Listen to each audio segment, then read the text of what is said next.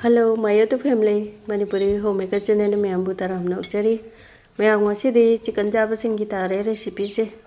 chicken की पाकनम ने यामना हाउबा यामना सुलाई बा मौंग नमजर के थाउ का मत याउ द बिता सिसिना लोय बगी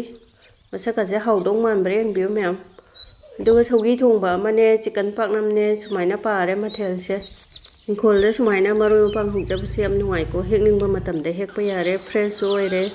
दो नबाक पी खराम ने नपाक पी सियाम कुइरेबा दो नपाम बी सौवम लेन थलबन नपाक पी ने अदुगी अवा फतिगोम ने यंगला ने लोइने हेकचले यंगलागी मयोन अनौबा मकै हेकचले यामना मनम याम नुंसिबनेबा मयोल से दो मरोय मपांग सिंग दो लोइने रेडी द फजना चामथोएको अदुगा चिकन सिनाने अखोइगे सांगलप सांगलपना कए फजना पिकटक पिकटकना सुमाइने पिकपसिना हाउबनेबा अदुगी थुना सुमुन्नीदना फजना मराई मुन्नीदना चाउबोबुते दो स्टीम दौदौबा नतबनिना ताइदा नमदोइनिना सुमाइने पिकपसिना फैये दो मरोय मपांगजे हाना लोइना सोइदोगे नपाक पिजे हाना कुबलपना सोइदोगे को नपाक पी खरा यामना थाकपसिना महाउ लेबा याम हेनबने अखोइगे nganam khangde kanglayan paknam khangde beson paknam khangde loinamak ko napak pi se loina soijalake aduga mayang ton khoi ge asengbudo nate ko mayang ton kaino do sengdabado dum chahi chupa dum hawra laidana du mayang ton da adugi do kitang amaga hawke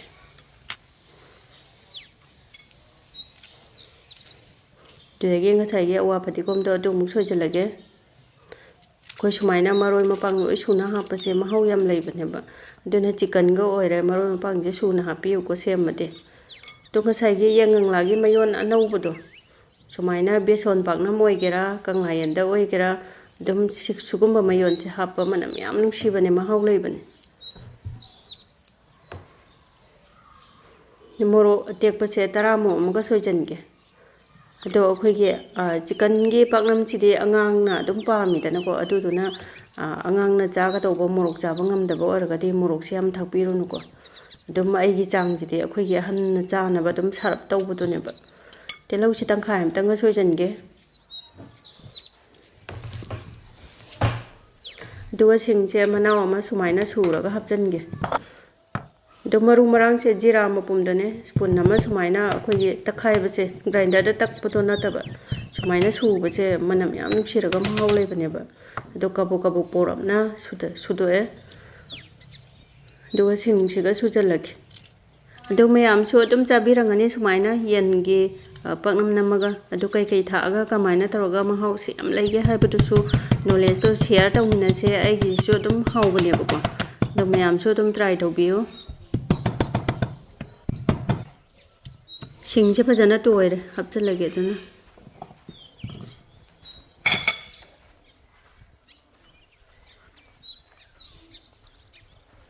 थुम खरा मुक थकचलगे नमगदब चांगदा अदुना chicken निना अखोइगे test तौबदि याररोय को बेसनगुम तोपददि अदुम थोंग्रिङिदा अदुम test तौ याबनेबा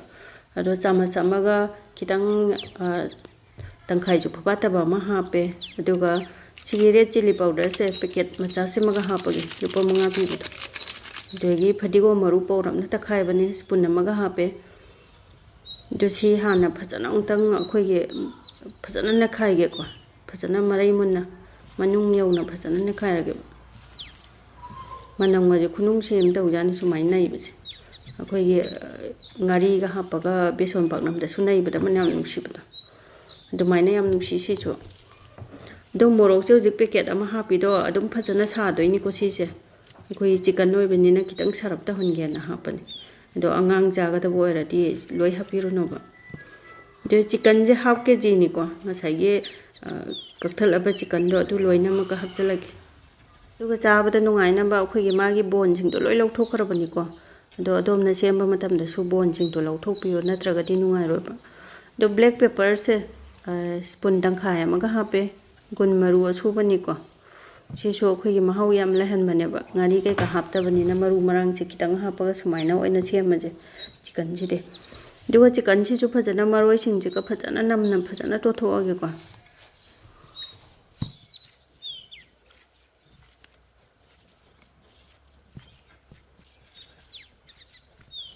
phajana nam na do labani yarani ꯌꯦꯡꯂꯥꯗ ꯍꯥꯞꯆꯤꯜꯂꯒꯦꯀꯣ ꯑꯗꯨꯒ ꯑꯩꯈꯣꯏꯒꯤ ꯌꯦꯡꯂꯥꯁꯦ ꯃꯔꯣꯟ ꯈꯔ ꯌꯥꯝꯅ ꯂꯣꯟꯗꯗꯤ ꯌꯥꯔꯣꯏꯕ ꯀꯨꯀꯔꯗꯒ ꯀꯥꯝꯃꯗꯤ ꯑꯗꯨꯝ ꯑꯃꯇꯪ ꯑꯣꯏꯔꯁꯨ ꯑꯗꯨꯝ ꯌꯥꯔꯦ ꯑꯇꯩꯗ ꯅꯝꯗꯣꯏꯅꯤꯅ ꯗꯥꯏꯔꯦꯛ ꯑꯗꯨ ꯆꯤꯛꯀꯟꯅ ꯑꯩꯈꯣꯏ ꯆꯤꯛꯀꯟ ꯄꯥꯛꯅꯝꯁꯦ ꯌꯥꯝ ꯍꯥꯎꯕꯅꯤ ꯃꯌꯥꯝꯁꯨ ꯇ꯭ꯔꯥꯏ ꯇꯧꯕꯤꯌꯣ ꯆꯤꯛꯀꯟ ꯆꯥꯕꯤꯕꯁꯤꯡꯅ ꯊꯥꯎꯁꯨ ꯌꯥꯎꯗꯕ ꯑꯗꯨꯛꯀꯤ ꯃꯇꯤꯛ ꯍꯥꯎꯕꯅꯤ ꯑꯗꯨꯒ ꯁꯨꯃꯥꯏꯅ ꯇꯣꯠꯄ ꯀꯥꯟꯁꯤꯗ ꯑꯩꯈꯣꯏꯒꯤ ꯈꯤꯇꯪ ꯆꯤꯛꯀꯟꯁꯤꯡꯁꯦ ꯃꯥꯒꯤ ꯃꯆꯨꯝ ꯀꯩꯀꯥꯗꯣ ꯐꯥꯖꯟꯅꯕ ꯑꯩꯈꯣꯏꯒꯤ ꯕꯦꯁꯣꯟꯗꯣ ꯈꯤꯇꯪ ꯍꯥꯞꯄꯁꯨ ꯌꯥꯏꯀꯣ ꯑꯩꯒꯤꯗꯤ ꯑꯝꯇ ꯍꯥꯞꯇ꯭ꯔꯕꯅꯤ ꯍꯥꯞꯇꯕꯤ ꯑꯣꯏꯅ ꯇꯧꯔꯒꯦꯅ ꯑꯗꯣ ꯂꯥꯁꯀꯤꯗꯨꯗ ꯇꯣꯠꯄꯗꯨꯗ ꯕꯦꯁꯣꯟꯗꯣ ꯈꯤꯇꯪ ꯁ꯭ꯄꯨꯟ ꯑꯃꯅꯤꯗꯪ ꯍꯥꯞꯄꯤꯌꯣꯕꯀꯣ ꯑꯩꯈꯣꯏꯒꯤ ꯃꯥꯒꯤ ꯃꯍꯤ ꯀꯔꯤ ꯀꯔꯥꯗꯣ ꯐꯥꯖꯟꯕꯅꯦꯕ ꯑꯗꯣ ꯌꯥꯝ ꯐꯖꯅ ꯁꯨꯃꯥꯏꯅ ꯇꯥꯁꯜꯂꯒꯦ ꯌꯣꯝꯕ ꯌꯥꯅꯕ ꯑꯩꯈꯣꯏꯒꯤ ꯌꯥꯡꯂꯥꯁꯤꯁꯨ ꯌꯥꯝ ꯀꯟ ꯆꯥꯎꯗ꯭ꯔꯦ ꯍꯧꯖꯤꯛꯀꯥꯟ ꯆꯣꯡꯈꯠꯂꯛꯇ ꯉꯥꯏꯔꯤꯕꯅꯤꯅꯅꯦ ꯌꯥꯡꯂꯥꯁꯦ ꯄꯤꯛꯄꯁꯤꯗ ꯌꯣꯝꯕꯁꯦ ꯂꯨꯗꯧꯔꯤꯍꯦ ꯂꯥ ꯄꯤꯛꯑꯗꯤ ꯌꯣꯝꯕꯁꯦ ꯌꯥꯝ ꯅꯨꯡꯉꯥꯏꯇꯦꯕ ꯑꯩꯈꯣꯏꯒꯤ ꯆꯥꯎꯔꯗꯤ ꯐꯖꯅ ꯅꯤꯡꯇꯝꯅ ꯐꯖꯅ ꯌꯣꯝ ꯌꯥꯏꯗꯅꯀꯣ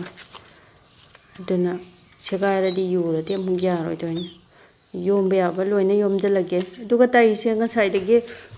ꯌꯣꯝꯕ ꯍꯧꯔꯝꯗꯥꯏꯗ ꯑꯩꯅ ꯊꯥꯡꯒꯠꯂꯒ ꯊꯝꯃꯝꯃꯕꯅꯤꯀꯣ ꯍꯥꯟꯅ ꯄ꯭ꯔꯤ ꯍꯤꯠ ꯇꯧꯕꯤꯌꯣꯕ ꯍꯥꯟꯅ ꯁꯥꯍꯜꯂꯒ ꯊꯝꯃꯁꯤ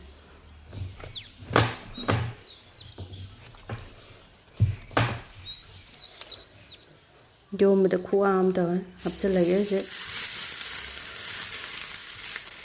ꯃꯊꯛꯇ ꯑꯔꯨꯝꯕ ꯑꯃ ꯍꯦꯛꯇ ꯅꯟꯖꯜꯂꯒꯦ ꯌꯣꯠꯀꯤ ꯄꯔꯥꯊꯥ ꯍꯧꯕꯩꯁꯦ ꯁꯤꯅ ꯍꯦꯛꯇ ꯅꯟꯖꯜꯂꯒꯦ ꯑꯗꯨ ꯃꯊꯛꯇ ꯈꯣꯟ ꯑꯃꯒ ꯍꯥꯞꯆꯜꯂꯕ ꯑꯗꯣ ꯉꯥꯛꯇꯪ ꯃꯤꯅꯤꯠ 10ꯃꯨꯛ ꯊꯝꯃꯒꯦꯀꯣ ꯑꯩꯈꯣꯏꯒꯤ ꯒ꯭ꯌꯥꯁꯁꯦ ꯃꯤꯗꯤꯌꯝ ꯐ꯭ꯂꯦꯝꯗ ꯊꯝꯃꯒ ꯌꯥꯝ ꯍꯥꯏꯗ ꯊꯝꯃꯒꯁꯨ ꯃꯅꯥꯗꯣ ꯖꯔ ꯀꯥꯁꯜꯂꯛꯀꯅꯦꯕ ꯃꯍꯤ ꯈꯨꯊꯣꯛꯁꯦ ꯌꯦꯡꯉꯣ ꯃꯍꯤ ꯌꯥꯝ ꯐꯖꯅ ꯊꯣꯛꯑꯦ ꯃꯤꯅꯤꯠ 10ꯃꯨꯛ ꯂꯩꯔꯒ ꯃꯍꯤꯁꯦ ꯁꯨꯃꯥꯏꯅ ꯊꯣꯛ ꯂꯩꯔꯝꯃꯦꯀꯣ ꯑꯗꯨꯒꯤ ꯃꯊꯪꯒ ꯑꯃꯨꯛꯇꯪ ꯑꯣꯟꯊꯣꯛꯑꯕ ꯑꯗꯨ ꯃꯊꯛ ꯃꯈꯥ ꯑꯃꯨꯛ ꯃꯤꯅꯤꯠ 5-10 ꯂꯩꯔꯒꯅꯦ ꯁꯨꯝ ꯇꯞ ꯇꯞꯅ ꯑꯣꯟꯕꯤꯕꯗ ꯄꯨꯡ ꯑꯃꯃꯨꯛꯀꯤ ꯆꯥꯡ ꯆꯪꯒꯦꯕꯨ ꯇꯧꯋꯦ ꯆꯤꯛꯀꯟꯒꯤ ꯄꯥꯛꯅꯝꯁꯦ ꯅꯝꯕꯗ ꯃꯤꯅꯤꯠ 5-10 ꯂꯩꯔꯒ ꯑꯗꯨꯝ ꯃꯊꯛ ꯃꯈꯥ ꯑꯣꯟꯕꯤꯕ ꯑꯗꯨꯒ ꯑꯇꯩ ꯊꯕꯛ ꯑꯗꯨꯝ ꯇꯧ ꯌꯥꯔꯦꯀꯣ ꯌꯥꯝ ꯀꯨꯏꯅ ꯃꯤꯅꯤꯠ 40-50 ꯑꯗꯨꯃꯥꯏꯅ ꯑꯗꯨꯝ ꯃꯨꯟꯕꯅꯦꯕ ꯑꯗꯣ ꯑꯔꯨꯝꯕꯁꯦ ꯃꯌꯥꯝ ꯑꯃ ꯅꯟꯖꯜꯂꯦ ꯑꯔꯩꯕꯈꯩ ꯄꯨꯊꯣꯛꯑꯒ ꯂꯣꯏ ꯄꯥꯛꯊꯔꯕ ꯀꯩꯅꯣꯝ ꯇꯧꯔꯦ ꯃꯍꯤ ꯀꯩꯀꯥꯗꯣ ꯂꯣꯏ ꯀꯪꯉꯦꯀꯣ ꯌꯥꯔꯅꯤ ꯃꯅꯥ ꯃꯊꯛ ꯊꯪꯕꯁꯤꯁꯨ ꯂꯣꯏ ꯀꯥꯔꯦ ꯑꯗꯨꯅ ꯂꯧꯊꯔꯒ ꯌꯦꯡꯉꯁꯤꯀꯣ ꯍꯧꯖꯤꯛ ꯃꯥꯏ ꯃꯁꯛꯁꯦ ꯍꯧꯗꯧꯕ ꯃꯥꯜꯂꯤ ꯃꯥꯟꯗꯦ ꯍꯥꯏꯕꯗꯨ ꯍꯧꯖꯤꯛ ꯍꯪꯗꯣꯛꯆꯔꯛꯑꯒꯦ ꯑꯗꯣ ꯑꯩꯒꯤ ꯅꯨꯡꯁꯤꯔꯕ ꯚꯤꯌꯨꯋꯔꯁꯤꯡꯅ ꯑꯩꯒꯤ ꯚꯤꯗꯤꯑꯣꯁꯦ ꯈꯤꯇꯪ ꯀꯥꯟꯅꯕ ꯅꯨꯡꯉꯥꯏꯕ ꯐꯥꯎꯕꯤꯔꯒꯗꯤ ꯂꯥꯏꯛ ꯁꯕꯁꯀ꯭ꯔꯥꯏꯕ ꯁꯤꯌꯔ ꯇꯧꯕꯤꯔꯝꯃꯣ ꯀꯥꯟꯅꯕ ꯅꯨꯡꯉꯥꯏꯕ ꯚꯤꯗꯤꯑꯣꯁꯨ ꯄꯨꯗꯨꯅ ꯂꯥꯛꯆꯒꯦ ꯑꯗꯨꯒ ꯃꯌꯥꯝꯅ ꯅꯨꯡꯁꯤꯕ ꯀꯃꯦꯟ ꯄꯤꯕꯤꯔꯛꯄꯗꯣ ꯑꯗꯨꯅꯁꯨ ꯑꯩꯈꯣꯏꯒꯤ ꯚꯤꯗꯤꯑꯣꯁꯦ ꯁꯦꯝꯕꯗ ꯋꯥꯗꯕ ꯌꯥꯝꯅ ꯃꯣꯇꯤꯚꯦꯁꯟꯁꯨ ꯑꯣꯏꯌꯦꯕꯀꯣ ꯃꯁꯛꯁꯦ ꯌꯦꯡꯉꯣ ꯃꯌꯥꯝ ꯍꯥꯎꯗꯧꯕ ꯃꯥꯜꯂꯤ ꯃꯥꯟꯗꯦ ꯍꯥꯏꯕꯗꯨ ꯀꯃꯦꯟ ꯁꯨꯡꯁꯣꯏ ꯁꯣꯏꯗꯅ ꯄꯤꯕꯤꯔꯝꯃꯨꯀꯣ ꯃꯅꯝꯒꯁꯦ ꯈꯨꯅꯨꯡꯁꯤ ꯑꯃ ꯂꯩꯇ꯭ꯔꯦ ꯆꯤꯛꯀꯟ ꯊꯣꯡꯕ ꯀꯠꯆꯥ ꯑꯩꯈꯣꯏ ꯆꯤꯛꯀꯟ ꯊꯣꯡꯕꯕꯨꯗꯤ ꯁꯨꯃꯥꯏꯅ ꯆꯤꯛꯀꯟꯒꯤ ꯄꯥꯛꯅꯝꯁꯤꯅ ꯍꯦꯜꯂꯦꯕ ꯍꯧꯖꯕ ꯊꯥꯎꯁꯨ ꯌꯥꯎꯗ꯭ꯔꯦ ꯁꯤꯅ ꯑꯩꯈꯣꯏꯒꯤ ꯑꯗꯨꯝ ꯊꯥꯎ ꯆꯥꯕꯒꯤ ꯄꯨꯛ ꯅꯨꯡꯉꯥꯏꯇꯕ ꯈꯣꯠꯇꯕꯁꯨ ꯑꯃꯠꯇ ꯂꯩꯇ꯭ꯔꯦ ꯆꯤꯛꯀꯟ ꯄꯥꯛꯅꯝꯁꯤꯒ ꯆꯥꯅꯕ ꯁꯧꯒꯤ ꯑꯃꯒ ꯊꯣꯡꯖꯔꯦ ꯃꯌꯥꯝ ꯑꯗꯣ ꯑꯩꯈꯣꯏ ꯁꯧꯒꯤ ꯊꯣꯡꯕꯁꯤꯒ ꯄꯥꯛꯅꯝꯒ ꯌꯥꯝ ꯆꯥꯅꯩꯀꯣ ꯀꯥꯡꯍꯧꯒꯁꯨ ꯆꯥꯅꯩ ꯑꯗꯣ ꯆꯥꯂꯨꯛ ꯐꯖꯕ ꯑꯃꯒ ꯁꯦꯝꯖꯔꯒꯦ ꯑꯗꯣ ꯑꯩꯒꯤ ꯅꯨꯡꯁꯤꯔꯕ ꯚꯤꯌꯨꯋꯔꯁꯤꯡꯅ ꯑꯩꯒꯤ ꯈꯨꯊꯣꯡꯁꯦ ꯄꯥꯝꯕꯤꯔꯒꯗꯤ ꯁꯨꯃꯥꯏꯅ ꯐꯖꯅ ꯁꯦꯝꯃꯒ ꯆꯥꯕꯤꯌꯨ ꯑꯦꯟꯖꯣꯏ ꯇꯧꯕꯤꯌꯨ ꯉꯁꯤꯒꯤꯗꯤ ꯚꯤꯗꯤꯑꯣꯁꯦ ꯃꯇꯥꯡꯁꯤꯗ ꯂꯣꯏꯁꯤꯟꯖꯔꯒꯦ ꯕꯥꯏ ꯕꯥꯏ